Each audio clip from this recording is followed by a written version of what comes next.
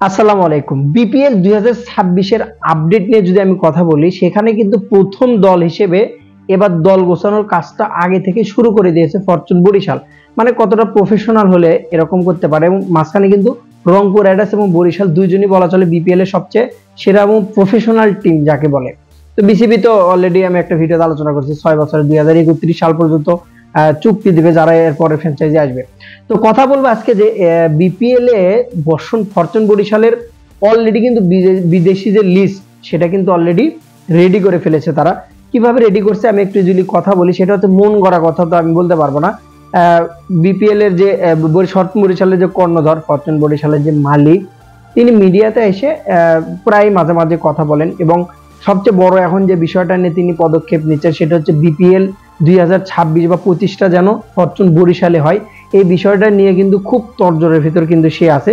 তারই পরিপ্রেক্ষিতে মিডিয়াতে কালকের দিন আগে মিডিয়াতে সে বলেছে যে বিদেশি কালেকশন নিয়ে কথা বলেছে। তামিম ইকবাল ভাই অলরেডি কিন্তু বিদেশি যে লিস্ট আছে সেই লিস্টটা কিন্তু অলরেডি গ্রান্টেড করছে, কাদের কাদের নেবে, কোন জায়গায় কি করবে, মানে একটা প্রফেশনাল টিমের কতটা প্ল্যানিং হতে হয় আগে থেকে সেই জিনিসটা কিন্তু একমাত্র ফরচুন বরিশালই দেখাচ্ছে। তো লিস্টে যেটা হিন্টস দিল আর কি, যে কে কে থাকতে পারে ক্লিয়ার করে বলেনি, শুধু বলেছে যে আগের যারা আছে, অর্থাৎ আগে যাদেরকে কোনো একটা টিম যখন চ্যাম্পিয়ন হয় সে প্লেয়ারদের অবশ্যই মূল্যায়ন করবে। যে কোনো ফ্র্যাঞ্চাইজি, বিশ্বের যে কোনো ফ্র্যাঞ্চাইজি বলেন না কেন আপনি, সেই প্লেয়ারদের 100% মূল্যায়ন করবে। সেদিক থেকে কাইল মায়ার্স থাকছে ফরচুন বরিশালে, যেটা বোঝা যাচ্ছে কি আন্দাজ করে কাইল মায়ার্স থাকবে, এবং ডেভিড মিলার থাকবে। আবার পর যেহেতু দ্বিতীয় আসরটা খেলতে পারেনি, সমস্যার কারণে আসতে পারেনি, তবে এবার কিন্তু ডেভিড মিলার অ্যাভেলেবল থাকবে। যেহেতু তার যতটুকু তথ্য পেলাম যে যেগুলো লিগে তাদের সাইনিং করাইছে আমারই, মানে এখন পর্যন্ত খুব 100% গ্রান্টের সহকারে ডেভিড মিলারের সাইনিং গুলো হয় না, সেদিক থেকে বিপিএল এ কিন্তু হয়তোবা তামিম ইকবাল আগে ভাগে যোগাযোগ করে নিতে বা রেখেছে।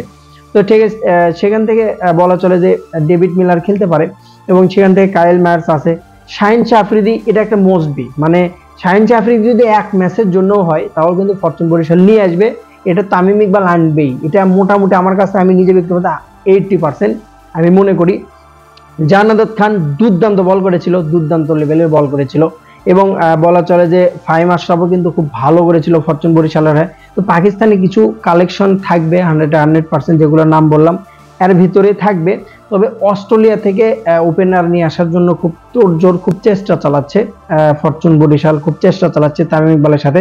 তবে ডেভিড মালান আগের বার খেলেছিল, এবারও ডেভিড মালানের একটু কিছু সংখ্যক কম ম্যাচ পাওয়ার সম্ভাবনা আছে, কিন্তু অলরেডি কিন্তু সে সাইনিং করে দিয়েছে আর একটা ফ্র্যাঞ্চাইজিতে।